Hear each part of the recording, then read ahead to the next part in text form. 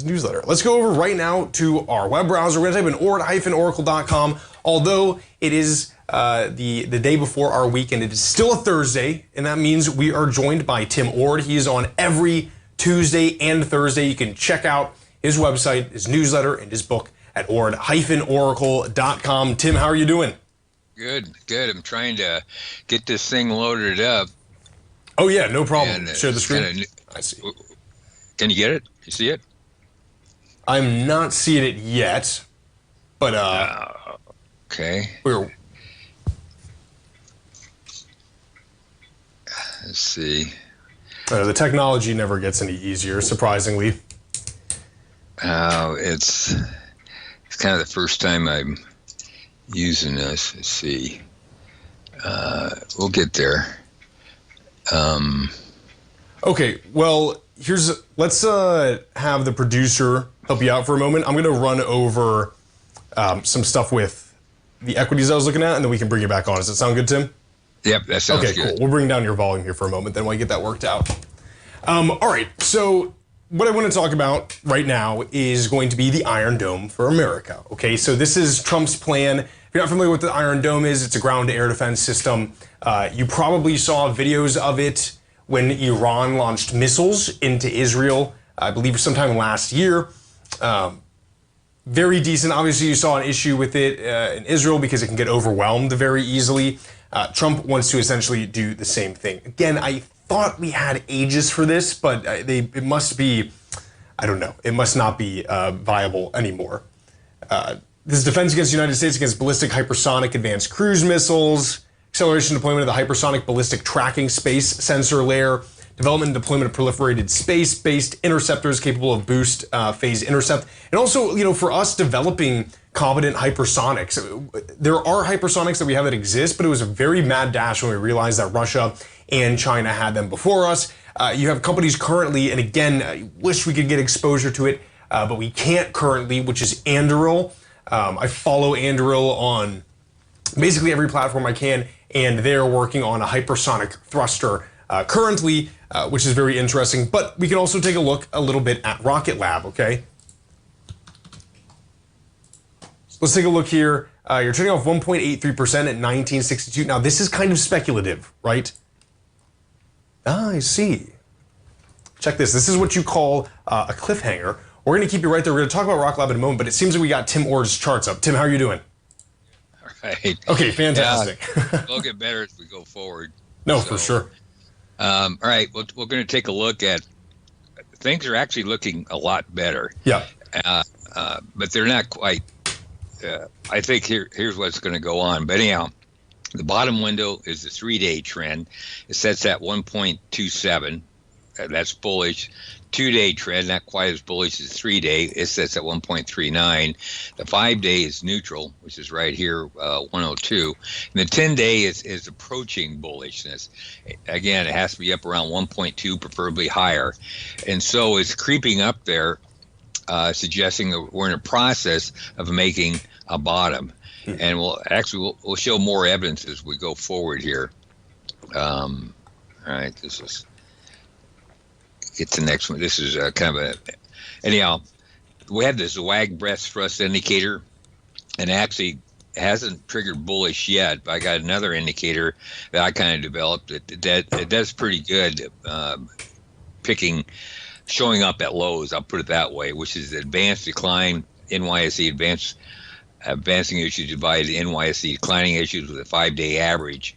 And it has to go from basically 0.3 or 0.7 to 3.0 within 21 days, and it actually has done that. It actually has done it back in January too.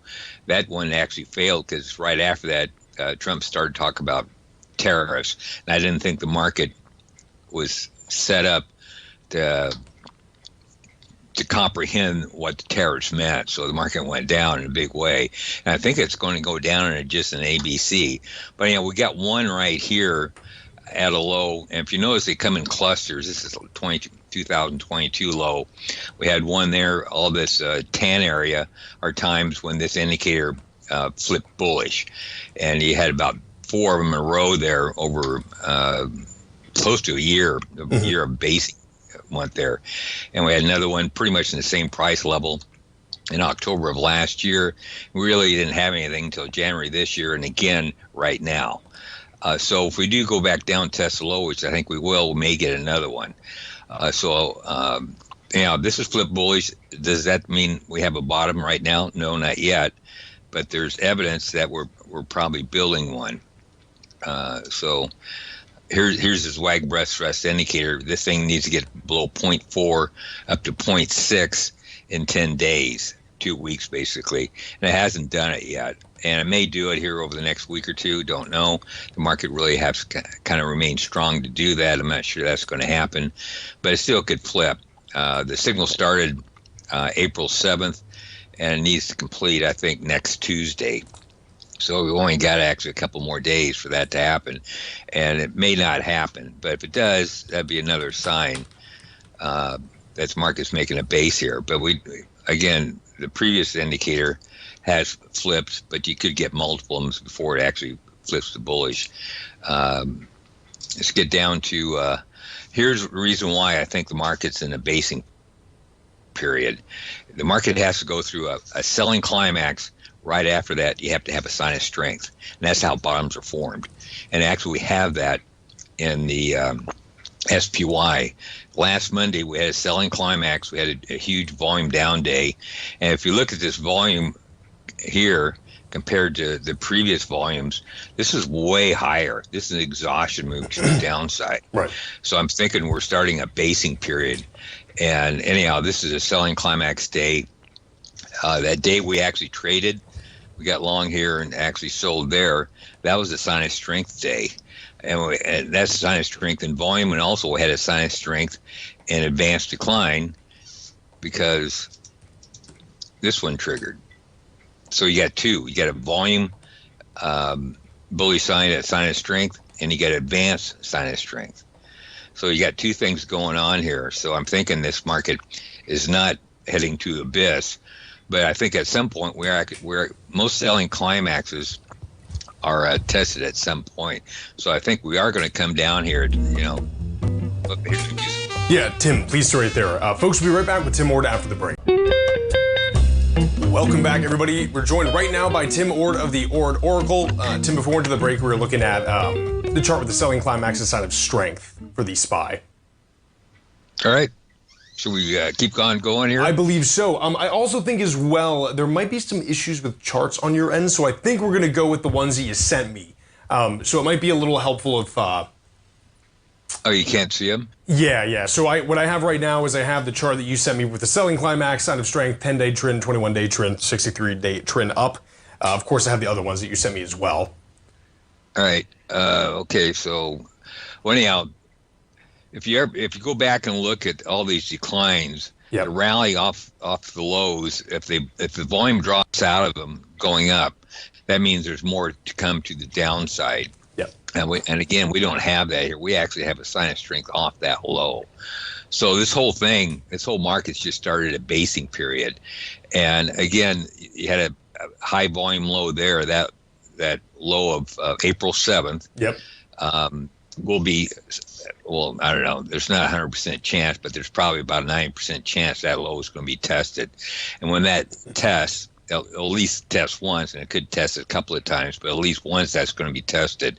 And that's going to be a big buy signal, because to get back down there, it's a long ways down there. It's probably, 7-8% down from where we are right now. Right. But I think we'll probably go back up and test last Wednesday's high, which is that sign of strength high, and we'll probably test that and try to get through that. To get through that high, you need volume equal to that volume day, which is basically 250 million shares, and I don't think we're going to have enough energy to push through that. So if you can't get through that high, the market will reverse, try to get down to a previous low. That previous low is also last Wednesday. So anyhow, so it's going to get messy here is what I'm trying to say, but the whole thing is making a bottom here. And I thought we might, break through the lows of April 7th and keep going down. I don't think that's the case. The volume's too high. To get through that volume of April 7th, you're going to need over 250 million shares to get through it. Yeah. And that's unlikely. So Big can time. it happen? Possibly, but I don't think so. So we've decline's done. We are going to flip sideways now for, I don't know. It's hard to say, could be a month, could be a couple of months, could be 3-4 months, don't know. But it's going to be a good trading opportunity because it's going to bounce off previous highs, previous lows. And right now we're kind of just stuck in the middle of between last Wednesday's high and last Wednesday's low, which last Wednesday's low is approximately about like 495 on the SPY, and the previous high is 550. So we're going to bounce around in that level. And at some point, we're going to test that April 7th low. So, so the market's not making any commitment right here. We're right between the highs and lows. So I don't see a good setup short term. But Sure. the equity market is actually turning bullish. So let's look at the gold market. Yes. So that'd be the next chart. The GDX ADP with the daily GDX on it. Right. This is a eternal. It's a 50-day average, which is basically 2.5 months. It's the bottom window is GDX cumulative up-down volume with the 50-day average, and it's bullish anything above zero. So there's more up volume going than down volume, and that's what uptrends are made of. Higher up volume compared to down volume. And so even though we're probably at a short-term high here, this indicator is actually showing strength. I mean, it's most of the interior of GDX stocks are actually holding up well. We are going to get a pullback, but this indicator so far is not showing a massive weakness. So if you look at, from basically January on, we've been holding pretty strong, around that plus 10 area. Sure. And so I think we're going to hold around that plus 10 area, even though we may have a pullback here. Pullback, we got support. Actually, let's look at the next chart. The next, okay, this is a monthly chart. I keep showing this chart. This shows the internal strength of the monthly time frame. Uptrends intact. There's no, on the monthly chart, we're not even close to a sell signal. The bottom window is a GDX up-down volume cumulative on a monthly time frame with this Bollinger Band. And as long as this indicator stays above the mid-Bollinger Band, the trend's up. If you notice on the bottom one, we made higher highs above the previous high, and that's what's supposed to happen. You're in uptrend. You should make higher highs, higher lows. Next window up is the monthly GDX advanced decline. And it's also on a buy signal because it's above this mid-Bollinger Band and making higher highs. So monthlies look fine. 2.5 months indicator looks fine. So let's look at kind of the short-term picture, see what's going on. And this is the reason why we got out of our GDX position. We actually, if you look on a daily chart, we probably went parabolic. Parabolic only, it's usually kind of ends badly, but it's on a daily time frame. But on the monthly time frame here, we're kind of bearish also because we did close. If market gets stretched in any direction too far, it at least snaps back to a kind of a mid-range. A lot of times goes back to the mid-Bollinger Band. And it's stretched too far to the upside. We're way above the mid-Bollinger Band. And I mark the times we're 80% above the above the upper Bollinger Band. And all those sometimes they're multi-months, sometimes they're not. The ones I got pictured here in 2016, 2019, and 2020 were multi-month pullbacks, or even a multi-year pullbacks. I don't think that's going to happen here, but I do think it could be a multi-month pullback, possibly into July. That's what I'm thinking. Okay. Because we're not going to probably break 39, which is that support area, which is basically the previous highs. Probably going to go down there and find support. And there's another reason why I think we're going to find support there is, okay, good. I did do that. Okay, next chart is the daily GDX. And what's this pattern is forming here is 3 drives to the top pattern. You got a top back in February.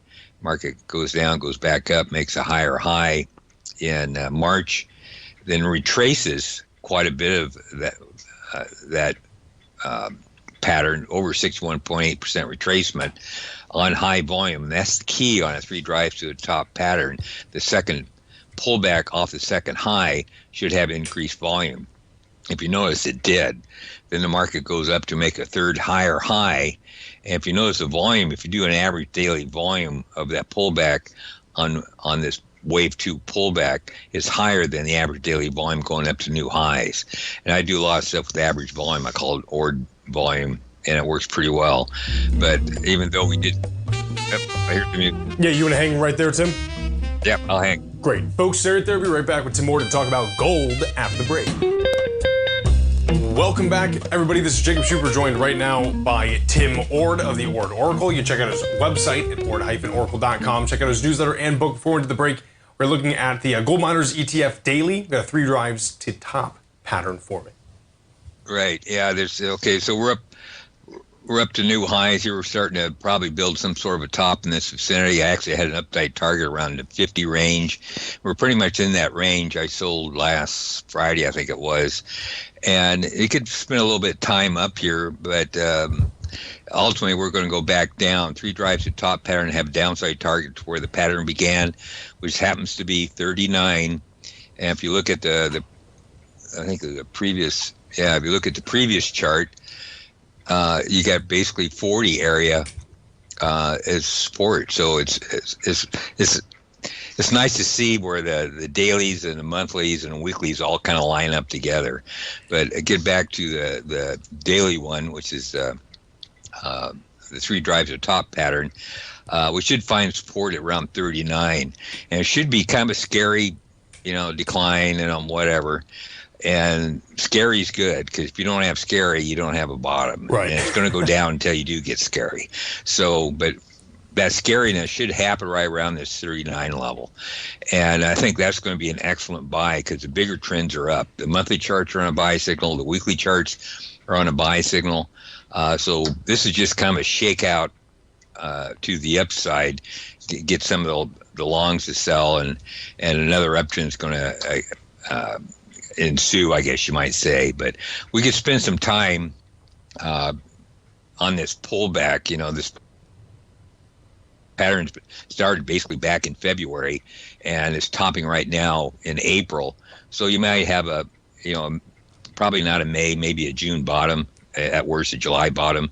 A lot of times there's cycles come in around the July period. But, we could spend a few more days up here building this top before it starts to pull back. But around that 39 area, in my opinion, I'll have some other indicators to help prove that point, that 39 range will be a buy signal. So it's not going to be off of feelings that 39 should hold. I'll have some indicators specifying that is the condition. So we'll have to wait and see if those indicators actually do develop around that 39 area. But that's my target. Then from there, back up. I think actually the market's actually going to keep getting stronger.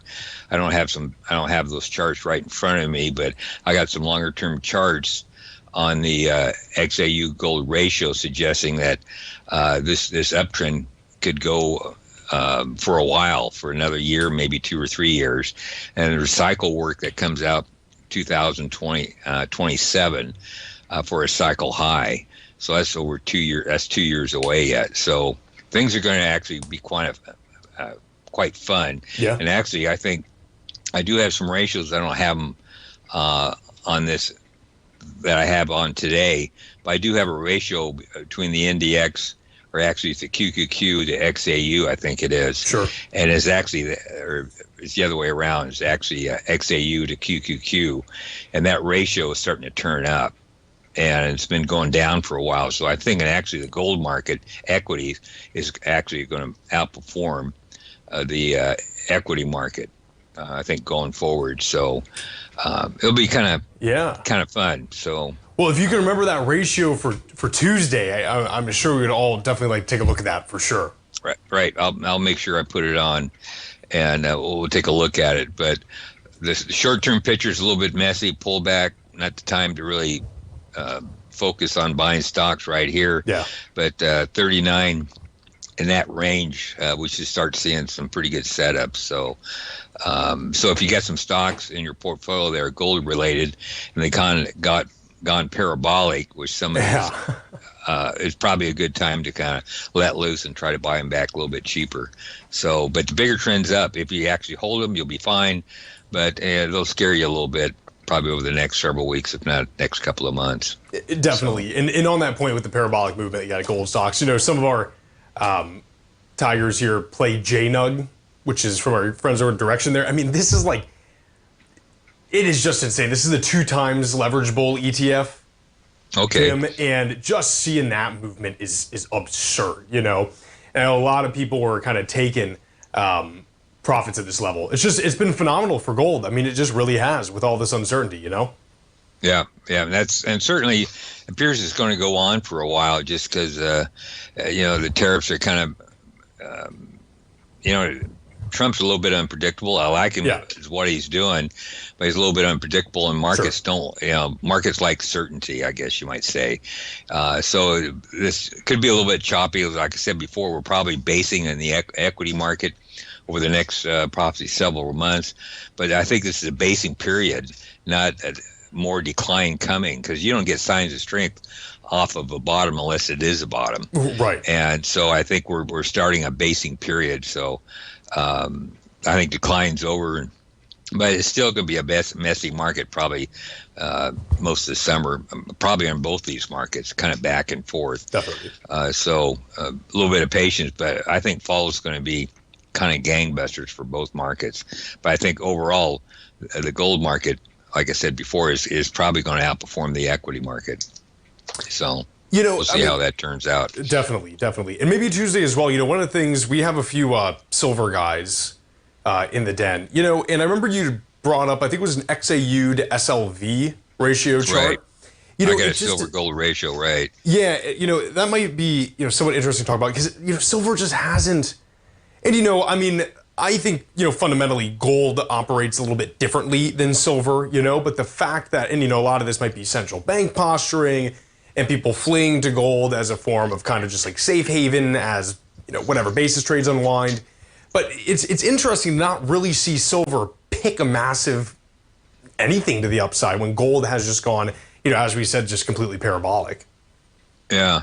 Well, it used to be a gold or a silver gold ratio, and that ratio's, they always said silver outperforms gold in bull markets for gold. I see. And so far that's not happening, but this is, things change over time, so that may not happen this time around. But yeah, silver's kind of lagging compared to gold, and I'm surprised that, because silver is more of a industrial type metal. It's a lot of gold is too, but not as much as silver.